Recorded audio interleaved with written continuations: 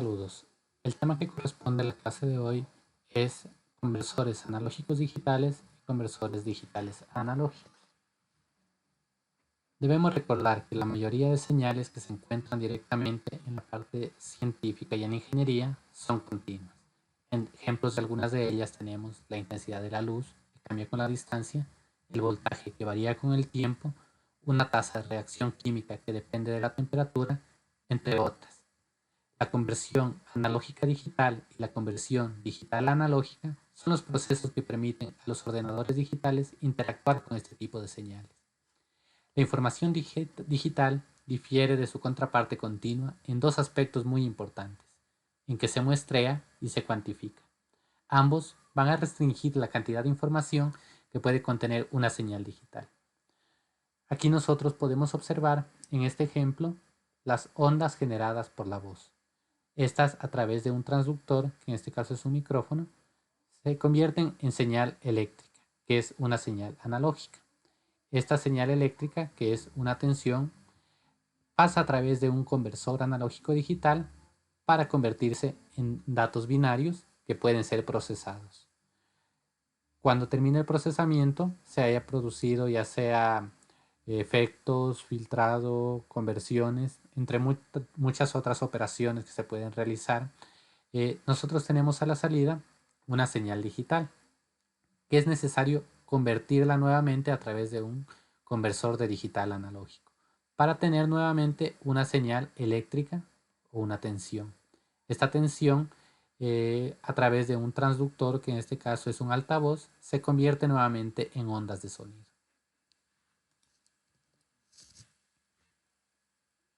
La cuantización. Nosotros vamos a ver ahora en esta figura que tenemos las muestras de ondas electrónicas de una típica conversión analógica digital. Es decir, una señal que se va a digitalizar la podemos observar en este primer esquema. Nosotros también podemos observar que se ha dividido la etapa de digitalización en dos bloques. Un primer bloque que es de muestreo y de retención, y otro bloque que es el conversor analógico a digital. Entonces, ¿qué ocurre? En el bloque de muestreo, nosotros tenemos que ingresa la señal continua y a la salida solo puede cambiar a intervalos periódicos. Esto significa que se va a tomar ciertos instantes de tiempo que identifican el valor instantáneo de la señal de entrada. Luego, esta señal servirá como entrada para el conversor analógico digital y nos producirá un valor entero entre 0 y 4095 para este ejemplo, para cada una de las regiones planas de su entrada. Podemos observar en el diagrama de bloques que el hecho de que aparezca una señal electrónica común es una ventaja que nosotros podemos aprovechar. Pero también esto introduce un error, ya que cada zona plana de la señal puede ser cualquier voltaje entre 0 y 4095 voltios en este caso. Entonces nosotros podríamos tener diferentes valores, podría ser 2.56 voltios o 2.57 voltios, y en ese caso los dos se convertirán en un número digital de 2560. En otras palabras, la cuantificación convierte la variable dependiente de continua a discreta. Es importante analizar por separado este proceso de cuantización porque degrada la señal de diferentes maneras, además de estar controladas por diferentes parámetros en el diseño electrónico. Primero nosotros vamos a analizar los efectos de la cuantización, es decir, en la figura de la parte inferior nos va a mostrar el error de cuantificación. En este ejemplo nosotros hemos restado la señal B de C y con las conversiones apropiadas tenemos una señal que se manifiesta como el error de cuantificación. Una característica importante de este análisis es que el error de cuantificación tiene un comportamiento como el ruido aleatorio. Todo este análisis a nosotros nos permite anticipar un importante modelo de error de cuantificación. En la mayoría de los casos, la cuantificación resulta en nada más que la adición de una cantidad específica de ruido aleatorio. Este ruido aditivo está uniformemente distribuido a lo largo de la media cero. Entonces, por ejemplo, si nosotros pasamos una señal analógica a través de un digitalizador de 8 bits, este añade un ruido que dependerá de la etapa de cuantización. Entonces, como el error de cuantización es un ruido aleatorio, el número de bits va a determinar la precisión de los datos. Entonces, nosotros podríamos decir que aumentar la precisión significa pasar de una resolución de 8 a 12 bits.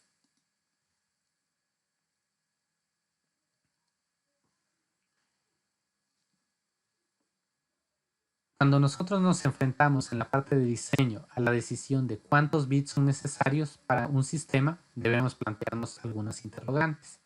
La primera es cuánto ruido ya está presente en la señal analógica. Y la segunda, cuánto ruido puede ser tolerado en la señal digital. Sabemos que una señal es una descripción de cómo un parámetro depende de otro parámetro. Por ejemplo, el tipo de señal más común en la parte electrónica es un voltaje, que varía con el tiempo. Dado que ambos parámetros pueden asumir un rango continuo de valores, esta se denomina como una señal continua. Por lo contrario, el paso de esta señal a través de un convertidor analógico a digital nos obliga a cuantificar cada uno de los dos parámetros. Por ejemplo, la conversión se hace con 12 bits a una velocidad de muestreo de 1 kHz. El voltaje se va a reducir a 4096 niveles binarios posibles y el tiempo solo se define en incrementos de 1 milisegundo. Entonces nosotros decimos que las señales formadas a partir de parámetros que se cuantifican de esta manera son señales discretas o señales digitalizadas. Pero ocurren casos en donde no es válido este modelo de cuantificación, solo cuando el error de cuantificación no puede ser tratado como aleatorio. Lo único que ocurre con frecuencia es que cuando la señal analógica permanece aproximadamente en el mismo valor, es decir, si nosotros observamos la gráfica, estos cambios son insignificantes respecto a la amplitud de la señal. Entonces podríamos decir que la señal permanece aproximadamente en el mismo valor. Entonces, en ese caso, el error de cuantificación parece un efecto de umbral o una distorsión extraña. A este fenómeno nosotros lo conocemos como dithering. Este fenómeno de dithering es una técnica común para mejorar la digitalización de estas señales que varían lentamente. En la segunda figura, nosotros podemos observar que se añade una pequeña cantidad de ruido aleatorio a la señal analógica para poder disminuir los efectos de estas señales que varían muy poco. En este ejemplo, el ruido añadido se distribuye normalmente con una desviación estándar de 2/3 el bit menos significativo, lo que da como resultado una amplitud de pico-pico aproximadamente de 3 veces el bit más significativo. Finalmente, en la tercera figura se nos muestra cómo la adición de ese ruido ha afectado a la señal digitalizada. Incluso la señal analógica original va a cambiar ligeramente debido a este ruido añadido que hace que la salida digital conmute aleatoriamente entre niveles adyacentes. Entonces, de cierta forma, nos encargamos de eliminar esa estacionariedad.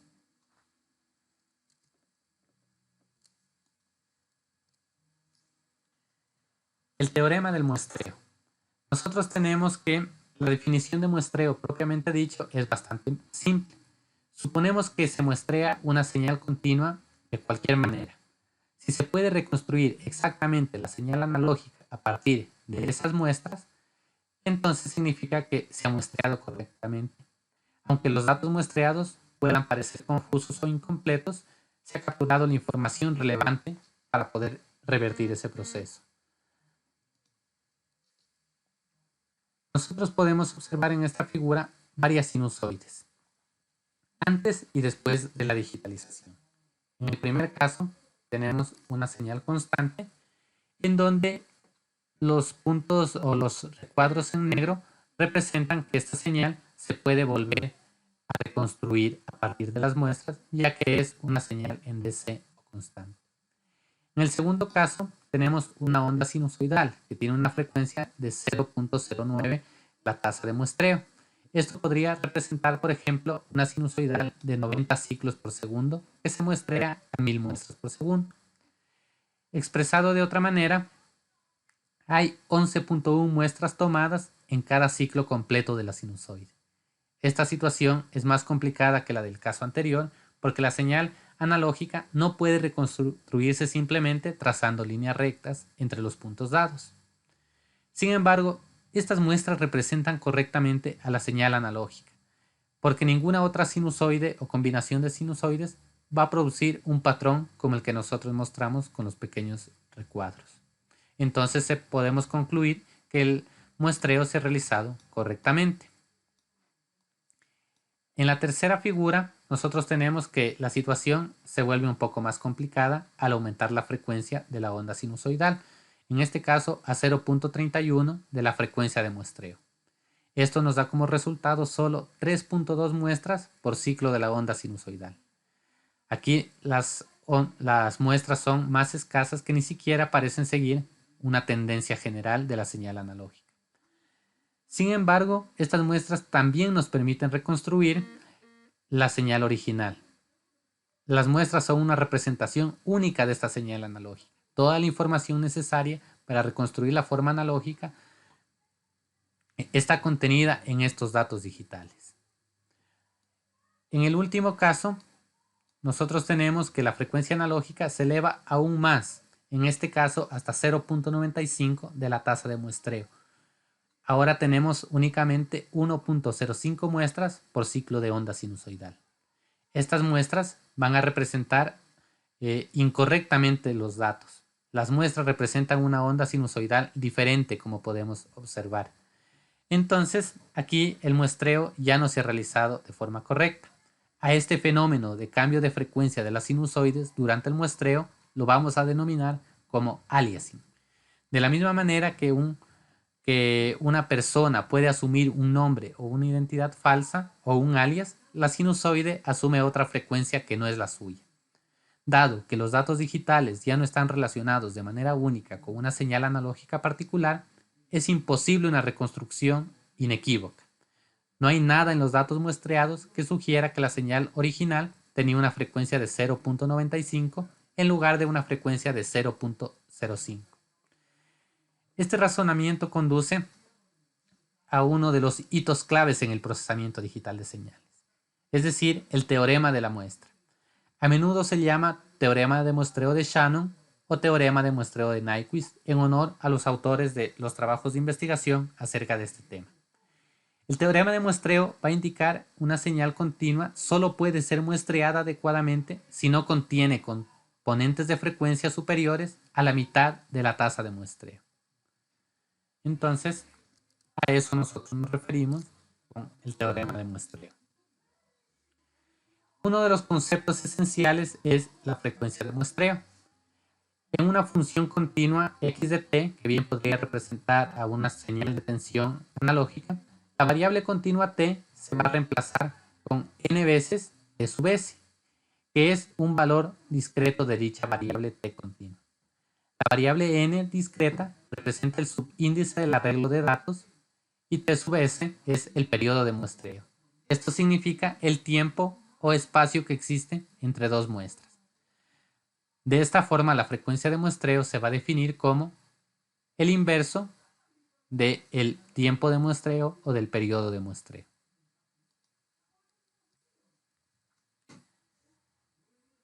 Otro concepto importante es la razón de Nyquist o tasa de Nyquist. Se encuentra basada en el teorema de muestreo de Shannon, que establece que la frecuencia de muestreo tiene que ser mayor o igual que 2 veces el ancho de banda de la señal, donde el ancho de banda va a ser el rango de frecuencias de la señal de interés o la señal que estamos analizando. Si el ancho de banda se encuentra en un intervalo entre 0 y f, entonces la frecuencia de muestreo tendrá que ser mayor o igual a 2 veces la frecuencia. Dicho de otra forma, la frecuencia tendrá que ser menor o igual que la mitad de la frecuencia de muestreo.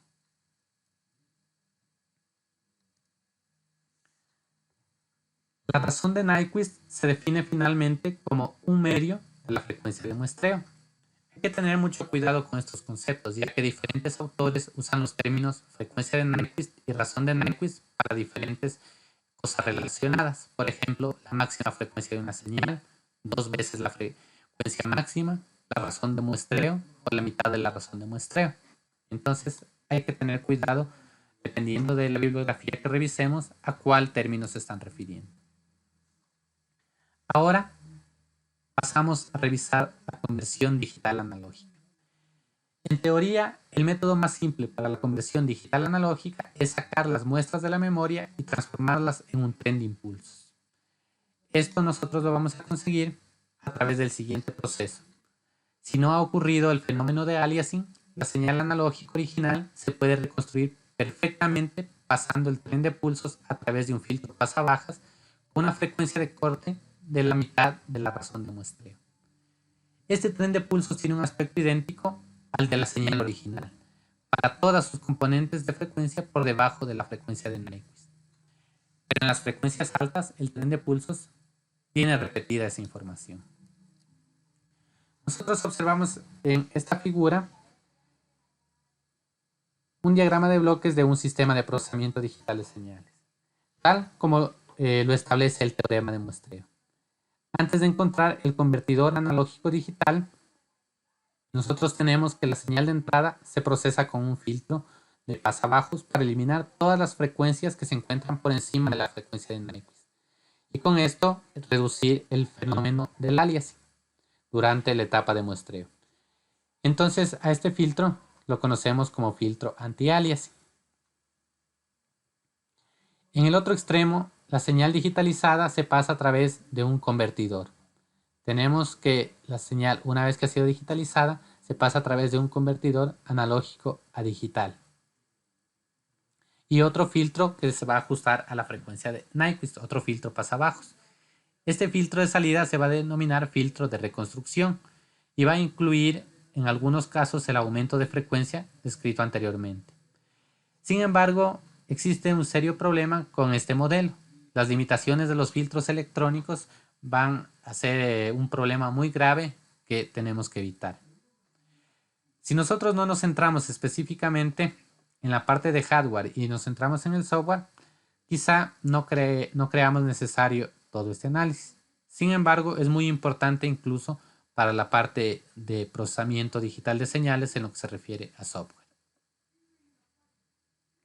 Algunos de los principales filtros que existen para convertir una señal de digital a analógica son algunos de los que graficamos aquí.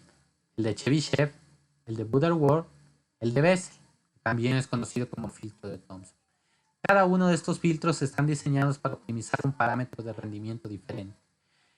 La complejidad con que se diseñe cada filtro se va a ajustar seleccionando el número de polos en un término matemático que se discutirá más adelante. Lo que sí debemos aclarar es que cuanto más polos tenga un filtro, más difícil es el diseño electrónico y mejor será su rendimiento.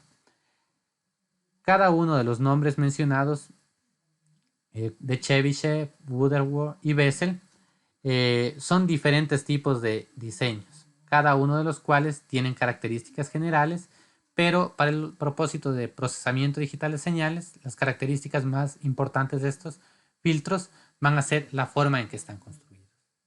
Con esto concluimos el tema que estaba preparado para hoy y esperamos sus preguntas en la sesión a través de la plataforma Zoom.